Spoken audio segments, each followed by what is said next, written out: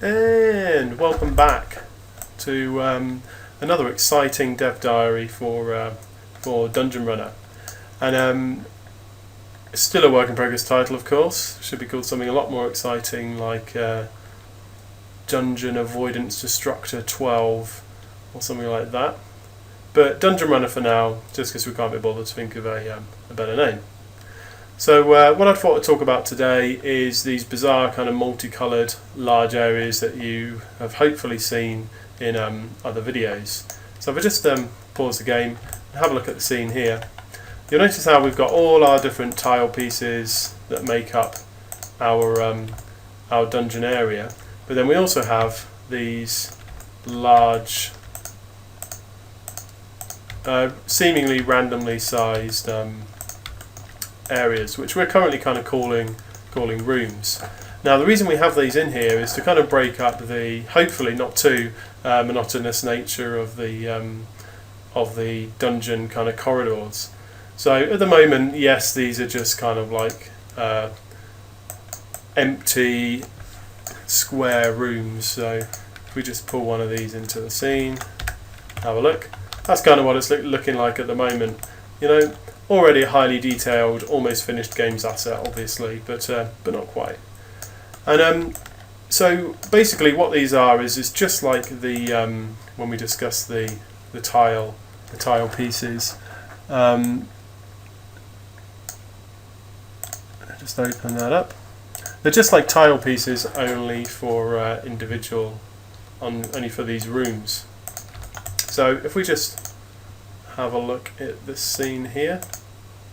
Might as well just turn off the leave the grid on. So these are all the different kind of room sizes that we have, and you can see there's quite a few of them. And you can also see here's our original tile pieces that we discussed in an earlier video.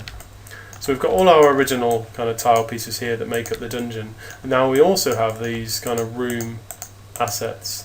And you can see these are named by the width and height, the width and the length of each one. So this is a 6x6 room, this is a 5x2 room, this is a 3x3 room, and so on. You also see another number here, __3, and you'll see how that is variable between 2 and 3, and that just refers to the number of doors in the room.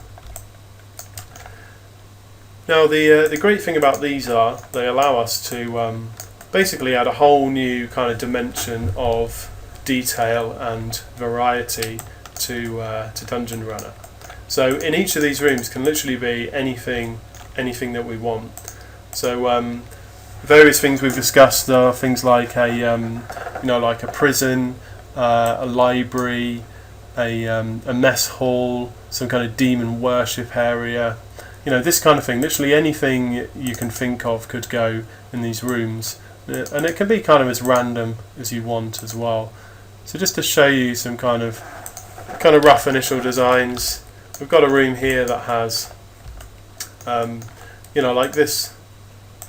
These will all be different kind of statues, with a big kind of statue in the middle here. You've got a fence that kind of blocks you off, so when you run into the room and run around. See if we've got texture on this, and run around, you can only get in through to this entrance, and in here will most likely be a couple of collectibles or just one kind of collectible. So and you've got your free entrances outside as well. Another thing you'll notice here is the different kind of coloured lanterns outside the doors, and these basically symbolise like different keys, so the kind of classic video game convention. The red key will open the red door. Like, hooray! We all know about that kind of thing already. So these are far from finished rooms, but at least they give you a kind of idea of the kind of thing you can expect to find. So this one here will be like a like they had this big kind of dragon creature captured in, and eventually it died. And its eggs are still okay for some bizarre reason, but that's what we have in here at the moment.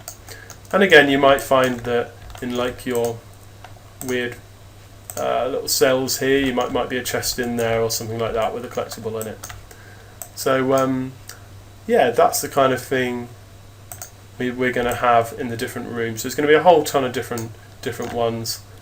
And as I said before, these are still very much work in progress, so we haven't really finalised any of these yet.